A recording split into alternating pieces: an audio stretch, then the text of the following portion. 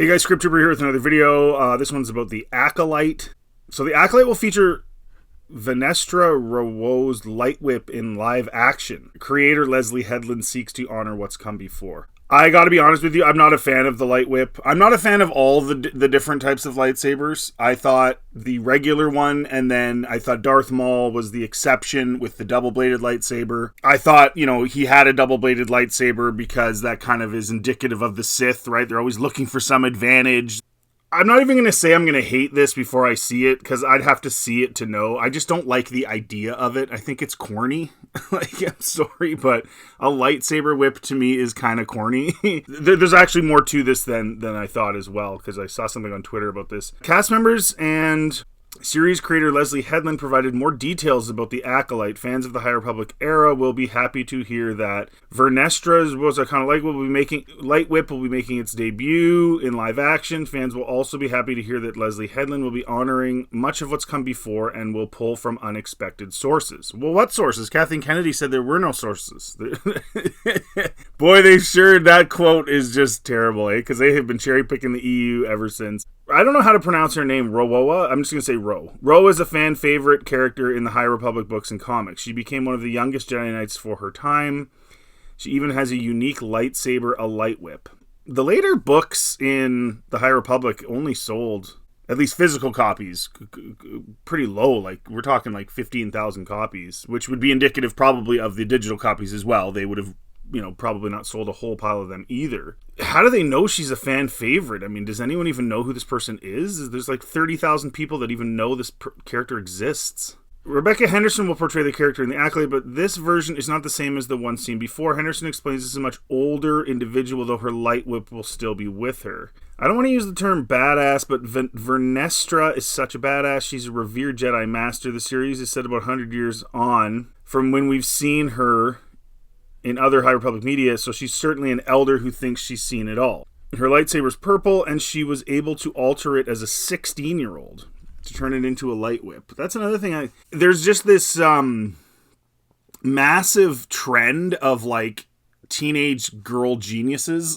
They've been doing it in Marvel, they've been doing it in Ghostbusters, now they're doing it in Star Wars.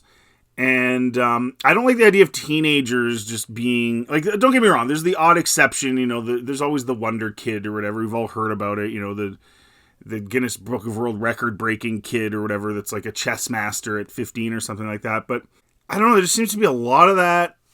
I don't know. Whatever. The other thing about this light whip thing is the light whip is happening 100 years before the prequels. And I know in the EU too, there was a book where Obi-Wan, I think, wielded one or was with someone that had one on a mission that took place during, I think, the Clone Wars. The problem with the light whip pre everything else in the timeline is that, again, it's gone, right? There are none of them. If it's a weapon worthwhile having, you would think somebody would have one in the later canon. And there just isn't anybody. Correct me if I'm wrong. Maybe there's somebody in Rebels or something that I don't know about. I didn't watch that show, but it's replete with silly styles of lightsabers with the Inquisitors helicoptering and all this other nonsense. So maybe there is. Correct me if I'm wrong, but I don't know. I don't know. It's just, why do you need it? Like, I don't know. Like, look, doesn't that look kind of corny? Like, it just seems so corny to me. Like, it's a lightsaber whip, so the saber isn't a saber. It's actually, I don't even think they call them. Actually, no, sorry, they were called light whips. They weren't called lightsaber whips, and they can't really be because a saber implies a solid thing, not something you whip around. That looks so corny to me. Why wouldn't you just have a lightsaber? Like, I don't get it. What advantage is there to that? That's the question. The only way it makes sense is if there's an advantage to it. But even then, if there is an advantage to it in fighting, then why wouldn't all the Jedi have them? Especially during this era where they have all the tech and money and they can do whatever they want. Right? So that's where it gets kind of off-putting. It's like, and then if there is no advantage to it, then why would she have it? Why wouldn't she just have a regular lightsaber? Right? So, and I mean, I get it, it's fun to have different weapons on different people in storylines and stuff. You know, like if you look at dwarves in Lord of the Rings, typically had axes and, you know, stuff like that. But that also went with them. They were smaller. Having a big long sword when you're 3.5 feet tall doesn't make a whole lot of sense. So I just, again, if there's no advantage to it, why have it? And then if there is an advantage to it, why wouldn't everybody have it?